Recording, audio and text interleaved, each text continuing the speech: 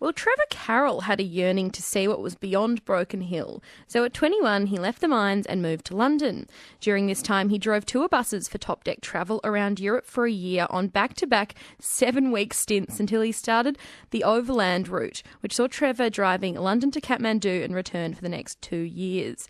Returning to Australia, though, he started a career as a New South Wales police officer, spending most of his service as a detective until retirement in 2003. He published his first book on his adventures in 2018, but now he's published a second book called The Cops, Not Just a Job. And Trevor joins me this morning. Good morning, Trevor. G'day, how are you? I'm good, thank you. First off, tell us a little bit about your book you published last year, about your travels. I mean, I've been on a Top Deck myself, and I know they can get a bit crazy at times. What was that experience like? Well, it was a bit crazier 30 years ago, but... I can imagine. These days it's a bit more staid. 30 years ago, we had old double-decker buses decked out as caravans. Today they use modern spaceship coaches, and they're a bit more refined than my time. Am I right in saying that back in the day you had to sleep on the Top Deck bus? That was your accommodation as well as your... caravans. They had bunks upstairs, viewing platform upstairs, kitchen downstairs. So it was a big caravan that accommodated 22 people. And so what does the book entail? I mean, can you tell some of the more risque stories in a book about your own life? Well, this is the Top Deck book you're talking about? Yes, the Top Deck book, of course. Yes, I thought we'd get that one. We'd get that one out of the way first. Breakdowns in India and Pakistan. We had in 1978. I actually drove into Kabul when the initial coup was occurring in late April 1978. Wow! And there were tank battles in the streets and all sorts of things. There was about 2,000 people killed that day in Kabul, and we just happened to blunder into it. But anyway, we were unscathed and detained indefinitely, and until one day there was no guard on the gate of the hotel, so we left, highlighted it to Pakistan, got fined for overstaying our visa, but we kept on going. We're happy with that. So. Wow. We also had the Iran Revolution occurring, and on my last time through there, the Americans attempted to rescue their hostages while we were in Iran, and it just so happens we passed their failed attempt in the desert. We're only about 100 kilometres away, but the Iranians didn't bother us at all. We were Australians, and we had no business with their business, so they left us alone, so it was all good. I love the story of just Australians constantly leaving quite dire situations unscathed. Yeah. We always manage to get ourselves out of trouble, don't we? Yeah, we do, of course. So now the new book, so The Cops, and it's just not just a job. This is obviously a book about the next part of your life. What was it like to dredge up some of those memories, and what can we expect from this book? Well, it's a recollection, and I've cherry-picked a lot of the investigations I did from the start right through to the finish to give the reader a good insight into different types of work that police are involved in. Going on from brawls in Cabramatta and car chases. Then I moved to the country at Foster, where I spent most of my service. Going from there, investigating serious events such as sexual assaults, murders, and even my office, the detective's office at Foster, was firebombed while we were there. So, and that investigation and the arrest of the offender. So it was all, it's a good wide look at what police actually do. A lot of police do. Was it a different writing process this time round, writing a book about working in the police force? Well, the first time I had diaries from some of my passengers to help me for more detail. This time I had because it's more in depth, the way you record things, such as my statements and the briefs of evidence for a lot of cases, which I had access to. But the one thing that was strange during my time as a detective, I actually investigated the death of a woman at Gloucester, and she and her husband were from Broken Hill, and they were born at the time of my grandmother was born, which is the turn of the century, at about 1900. And whilst I spent a lot of hours with the gentleman, because he actually assisted his wife to die because she was terminally ill. And he told me a lot about Broken Hill in those early days, and to me it was very enlightening, about the trams and all sorts of things. And he lived just down the road from where my grandmother lived, which was, to me, was very interesting. And another Broken Hill reference was Sergeant Esling. He was a South Broken Hill sergeant at the time when I was a youth. My father died very young, and I got to know Sergeant Esling because he used to deliver the summonses to me for my driving. You were talking about your Broken Hill references in your book. Yes, I grew up in South Broken Hill, and our local sergeant was Sergeant Barry Esling. Barry Esling, and I got to know him because he used to deliver the summonses to me every Saturday morning after my driving experiences around town. But Sergeant Esling, because my father died when I was young, and when I turned 18, Sergeant Esling turned up at my door and he said, "I've come to take you out for your beer because you haven't got a father to do it for you." That's a beautiful story. Yes, he took me for a beer to the Billy's Hotel, the Billy's Club, and he sort of changed my opinion on coppers.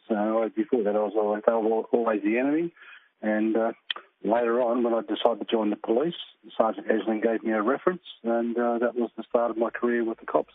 So that's what kind of gave you the want to be in the police force, I guess? Yeah, a bit of it, I think, yes. Yeah. In the book, you also talk about your time in Cabramatta, and that was kind of what you describe as a baptism of fire. Oh, yes, Cabramatta was a wild place during the early 80s. We had everything was happening there. We jokingly called it a stabbing a week and murder a month, but it was full on. The work was just constant and tiring. And I finished my time there with the Milperabahi massacre. We went to back up the Bass Hill Police, and there were 7 dead and about 40 wounded in the car park of a hotel. And not long after that, I got a transfer to Foster. Well, actually, I was offered a choice of Foster or Burke. It didn't take me eyes trying to work out that Foster was going to be my choice. So Foster was it for me for the next 20-odd years. Was it a cathartic process of writing down your experiences on paper? It was. I think it was sort of as a journey to try to resolve a lot of issues I had there, because a lot of things happened that stuck in your mind, and a lot of it was to do with death. Because one thing with policing is that the death is always knocking at the police station door, no matter what it is. So you go to work.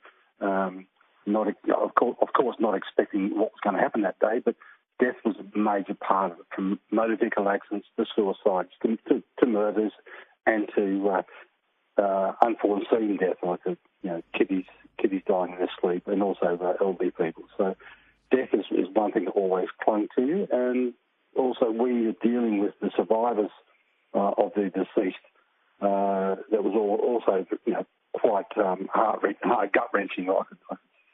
So. Was that something that you wrote about in the book? Yes, it is. It's something I touched on. And a few times. Dealing with your own mental health, being able to not take the job home with you, how do policemen and women and people who work in this industry, how do they kind of keep the demons out and go home at night and, still have a normal life? Well, from my perspective, I tried to treat every single job as a job, and with dead people, you treat them as an exhibit, basically. I tried not to get my head too involved in the whole process. Even talking about that, we had lots of different things, and one incident in particular was the sexual assault of a young woman at Foster, and 4 men gang raped her, and as my partner and myself, we actually stumbled across it. We didn't know anything about what was happening, but when at the time that we stumbled across it, the men were actually talking about killing her, and she was laying there listening to them discuss her death. So later, when she recounted that to us, that was gut wrenching, and but the investigation was very thorough, and we ended up tracking down all 4 men and convicting them all. So it was a good result in the end, but for her, that's something that she's had to live. She's probably still living with it now. And you also tell some other stories in your book as well. One in 1999 when you endured a life or death struggle with an offender. Yes, we're tracking down an escapee from Parramatta Jail who was hiding out in our area, and we had very little information on him. The technology of the day, we didn't allow us to have a proper photograph of him, but we did have his tattoos. And when we did actually find the guy, he produced a knife and he tried to knife us, and then we had a little bit of a full pursuit for a couple of kilometres, and then we went into a boat, into a river, chasing him, and finally it came down to the point where my partner had been knocked over, broke his arm, lost his weapon, and the guy was on top of him. So I ended up shooting the fellow, and he wasn't killed, but he was maimed enough for us to eventually subdue him, and that was in itself was a very, very traumatic experience for everyone concerned, especially the guy who got shot. Yes, absolutely. And Trevor, you've had, I guess, kind of these stages of your life, almost like you've lived quite a few lives in one.